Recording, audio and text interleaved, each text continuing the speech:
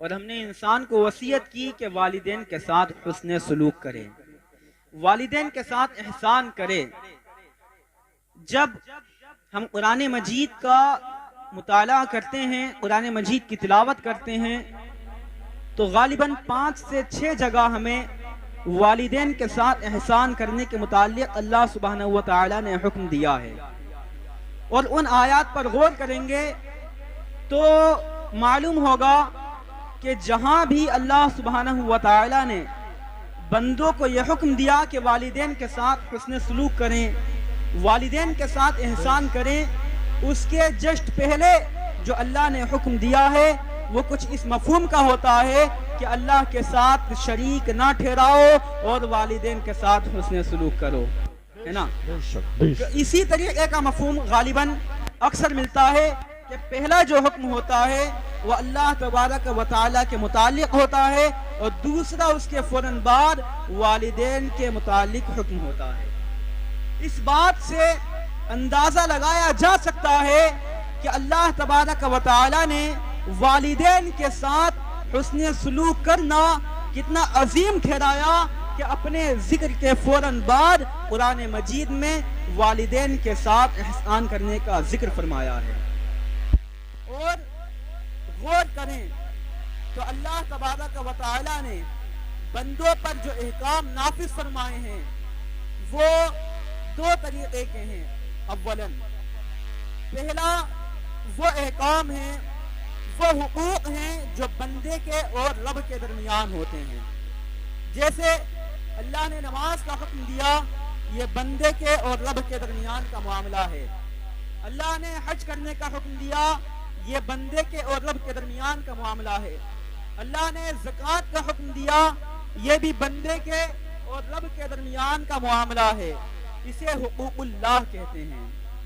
और दूसरे में वो चीजें आती हैं, वो अहकाम आते हैं, वो हुकूक आते हैं जो बंदे के आपस में दूसरे बंदे के साथ होते हैं। बेशक किसी के साथ खरीदो फरोख्त कर रहे हैं, ये बंदे के आपस के दरमियान का मामला है। किसी के साथ कोई रस्म रिवाज अदा कर रहे हैं, ये 2 बंदों के आपस के दरमियान का मामला है। रिश्तेदारी निभा रहे हैं, ये 2 बंदों के आपस के दरमियान का मामला है और इसे हुकूकुल इबाद कहते हैं। जब हम उन आयात पर गौर करते हैं, जैसे कि अल्लाह ने कहीं फरमाया ला तुशरिकु बिल्लाह व बिल वालिदैनि इंसाना, अल्लाह के साथ शरीक मत ठहराओ और वालिदैन के साथ हुस्न सलूक करो, तो पता चल जाता है कि जो हुकूकुल्लाह है उसके बाद हुकूकुल इबाद है। यानी बंदे के लिए जरूरी है कि अल्लाह के हक अदा करने के बाद आपस में बंदों का बंदों पर जो हक हो उसको अदा करना चाहिए। लेकिन उसमें भी सबसे अफजल किसका हक है, सबसे पहले किसका हक है, तो अल्लाह ताला ने यहाँ साफ तौर पर जाहिर फरमा दिया कि बंदों के जो आपस के मुआमलात होते हैं, आपस के जो हुकूक होते हैं, उसमें सबसे पहला दर्जा वालिदैन का हासिल है। सबसे पहले वालिदैन के साथ हुस्न सलूक करना चाहिए। अब अल्लाह ने हुस्न सलूक के लिए कोई और लफ्ज भी यहाँ आ सकता था, लेकिन लफ्ज एहसान जिक्र फरमाया। अब एहसान का माना क्या है, क्या मतलब है एहसान का? एहसान उसे कहते हैं अगर किसी शख्स ने आपके साथ कोई भलाई की या नहीं की, या तो बिल्कुल की नहीं और आपने उसके साथ कुछ अच्छा काम किया, ये एहसान हुआ। लेकिन वालिदैन ने तो बड़ी भलाइयां की होती हैं, खाली नहीं है वालिदैन की जानिब से। तो एहसान उसे कहते हैं कि अगर किसी ने हमारे साथ भलाई की तो उससे ज्यादा जब हम उसके साथ भलाई करेंगे तब एहसान कहलाएगा। लेकिन क्या वालिदैन के साथ एहसान करना मुमकिन है? तो आइए चलते हैं अहादीस की तरफ। अहादीस की तरफ जब तक चलते हैं तो हजरत अबू हुरैरा रदियल्लाहु ताला अन्हु, जिनका नाम आप हमेशा सुनते रहते होंगे, बहुत सारी अहादीस नबी पाक सल्लल्लाहु अलैहि वसल्लम से इन्होंने उम्मत तक पहुंचाई। फरमाते हैं कि मैं अमीरुल मोमिनीन हजरत उमर फारूक आजम की बारगाह में मौजूद था कि एक सहाबी आए और आने के बाद अर्ज की, हुजूर मैं एक मसला मालूम करना चाहता हूँ, मैं एक बात मालूम करना चाहता हूँ। और मामला यह है कि एक वक्त था जब मैं छोटा बच्चा था, मैं पाखाने पेशाब की हाजत महसूस करता था, और जब मेरी माँ मुझे लेके चलती थी तो मैं उसकी गोद में ही पाखाना पेशाब कर दिया करता था। मैं बच्चा था और बिस्तर भिगा दिया करता था और माँ ऐसे ही सो जाया करती थी। माँ मुझे बसा औकात दूध पिला रही होती थी, ऐसा एहसान कर रही होती, और मैं उसके गोद में इसी हालत में पाखाना पेशाब कर दिया करता था। लेकिन आज ये हालत है कि मेरी माँ बूढ़ी हो गई है। आज जब उसे चलने की ताकत नहीं रह गई है, पाखाना पेशाब की जब हाजत महसूस करती है, मैं लेके चलता हूं तो वो मेरी गोद में ही पाखाना पेशाब कर देती है। हुजूर जरा बताएं कि जो माँ ने मेरे साथ एहसान किया, जो माँ ने परवरिश की है, आज मैं उसी तरीके से माँ पर एहसान कर रहा हूं। क्या मैंने अपना हक अदा कर दिया? क्या मेरा ऐसा करना बदला हो जाएगा?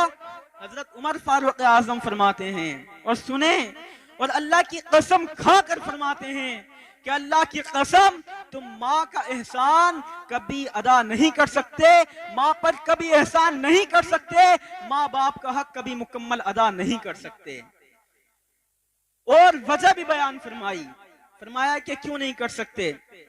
फरमाते हैं हजरत उमर फारूक आजम कि अपने दिल में झांक कर देखो और हकीकत बताओ कि जब तुम माँ की गोद में पाखाना पेशाब करते थे तो माँ दुआएं दिया करती थी, या रब्बुल आलमीन मेरे बेटे को लंबी उम्र अता फरमा, मेरे बेटे को कामयाबी अता फरमा, मेरे बेटे को नेक नामी अता फरमा।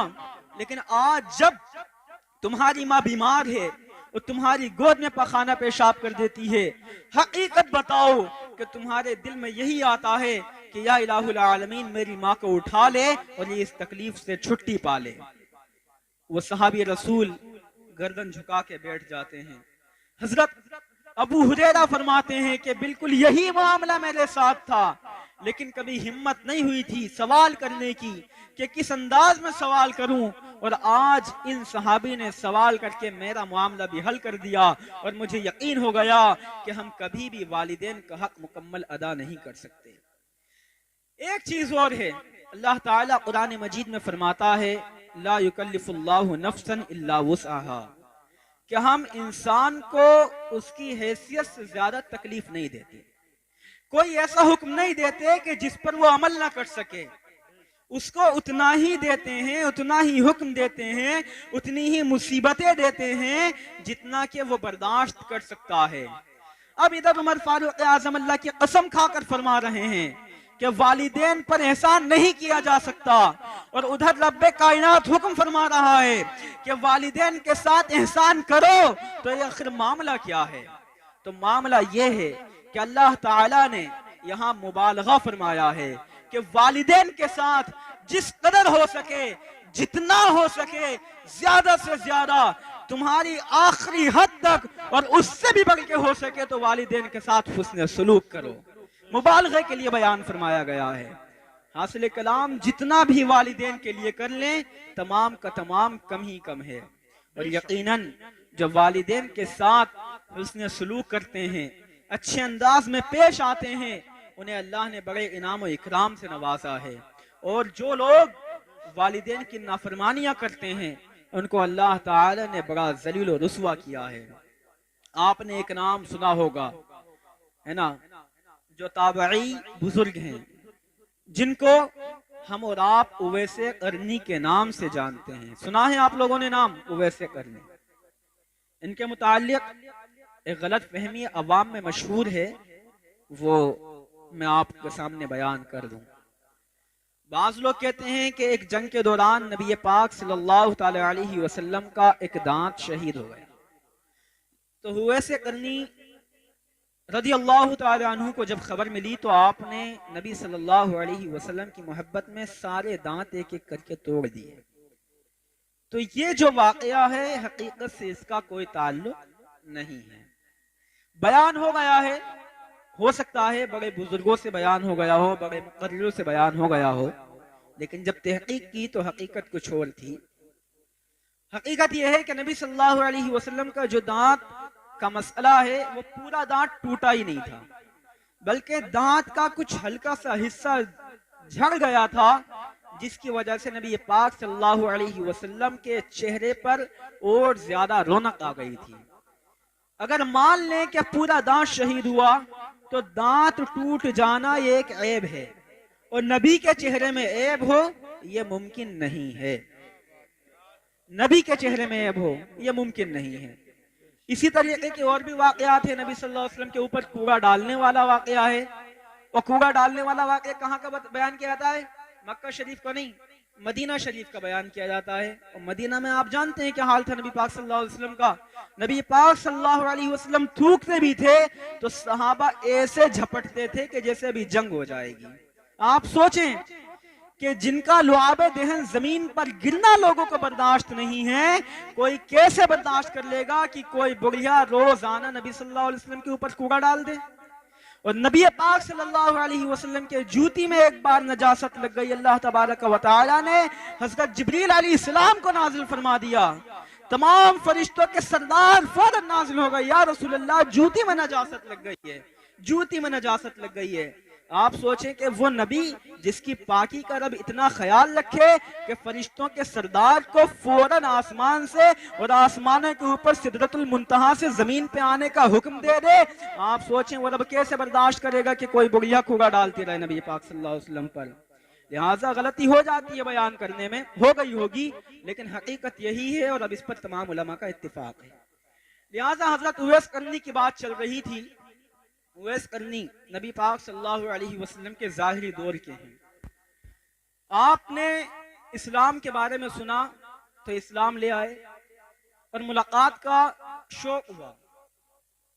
इनकी एक बुरी माँ थी, माँ ने एक वक्त की इजाजत दी कि सिर्फ इतने वक्त में तुम जाओ और इस वक्त में मेरे पास हाजिर हो जाना। जब गए तो नबी पाक सल्लल्लाहु तआला अलैहि वसल्लम अपने हुजरे में मौजूद नहीं थे, रुकने का वक्त नहीं था।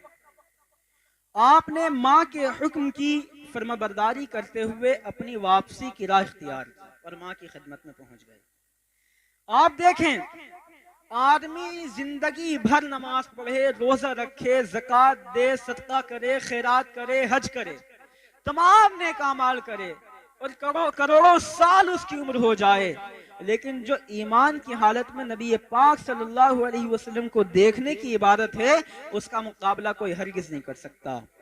कोई अपने वक्त का गौस हो जाए, कोई कितना बड़ा कुतुब हो जाए, वली हो जाए, कोई कितना बड़ा अब्दाल हो जाए, लेकिन सहाबी जिसने के एक बार नबी पाक का दीदार किया और उसे किसी इबादत का मौका ही ना मिला हो, उस सहाबी का मुकाबला भी कोई गौस, कोई कुतुब, कोई अब्दाल, कोई वली नहीं कर सकता।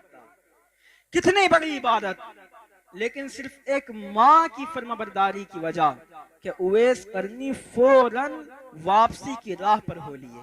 अब नबी पाक सल्लल्लाहु अलैहि वसल्लम जब तशरीफ लाए तो कहने लगे कि मालूम होता है कोई मुझे ढूंढता हुआ आया, मेरे आशिक की बू आती है। फरमाया कि ऐसे ऐसे एक शख्स आया था। अब नबी पाक सल्लल्लाहु अलैहि वसल्लम ने हजरत उमर फारूक आजम को अपना कुर्ता दिया और कुर्ता देकर फरमाया कि ए उमर, आप उवैस करनी के पास जाएं। उनकी पहचान बताई नबी पाक सल्लल्लाहु अलैहि वसल्लम ने। और याद रखें, सुने इस जुमले को जो नबी पाक सल्लल्लाहु अलैहि वसल्लम ने फरमाया। नबी सल्लल्लाहु अलैहि वसल्लम ने हजरत उमर फारूक आजम से फरमाया कि मेरा ये कुर्ता उवैस के पास लेके जाओ और ये कुर्ता उन्हें देना, और उनको कुर्ता देने के बाद उनसे कहना कि ए उवैस करनी, तुम मेरी और मेरी उम्मत की, यानी नबी सल्लल्लाहु अलैहि वसल्लम ने फरमाया कि उवैस से कहना कि ए उमर, वो तुम्हारी और इस उम्मत के लिए मगफिरत की दुआ करे। आप सोचें, अमीर अल मोमिनीन हैं हजरत उमर फारूक आजम, जिनकी नेकियां इतनी जितने के आसमान के तारे, जिनके मशवरे के मुताबिक कुरान पाक में अल्लाह ताला ने 20 से ज्यादा आयतें नाजिल फरमा दी कि उमर ने मशवरा दिया है ये ऐसा ही होगा। वो उमर जिनके बारे में नबी पाक सल्लल्लाहु अलैहि वसल्लम का फरमान है कि मेरे बाद अगर कोई नबी होना होता तो वो उमर फारूक आजम होते। नबी पाक ने उनसे फरमाया कि जब उवैस के पास पहुंचो तो उनसे कहना कि वो तुम्हारी मगफिरत की दुआ करें और मेरी उम्मत के लिए मगफिरत की दुआ करें। और ये उन्हें मर्तबा कैसे मिला? ये मर्तबा हजरत उवैस कर्नी को सिर्फ माँ की फरमाबरदारी के सबब से मिला। माँ की फरमाबरदारी।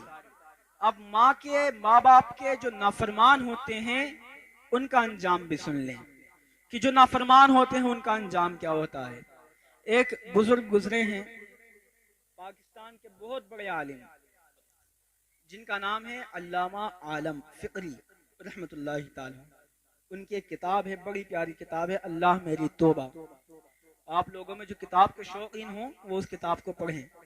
उसमें ना बहुत अच्छी तरतीब के साथ बयान है कि झूठ से तौबा, फिर अगला जो चैप्टर है जिना से तौबा, चोरी से तौबा, नमाजें छोड़ने से तौबा, और एक एक के मुताल्लिक आयात बयान की हैं, अहादीस बयान की हैं, वाक़यात बयान की हैं नसीहत के लिए। पढ़ा करें किताबें। उन्होंने वाक़या बयान फरमाया है कि एक बार एक बुजुर्ग एक कब्रिस्तान के पास से गुजरे। तो कब्रिस्तान के पास से जब गुजर रहे थे, देखा कि एक कब्र फटी, और कब्र फटने के बाद उसमें से एक शख्स निकला जिसका चेहरा कुछ गधे की तरह है, और निकलने के बाद उसने 3 मर्तबा गधे की मकरूह आवाज हेंचू हेंचू निकाली और फिर अपने कब्र में चला गया।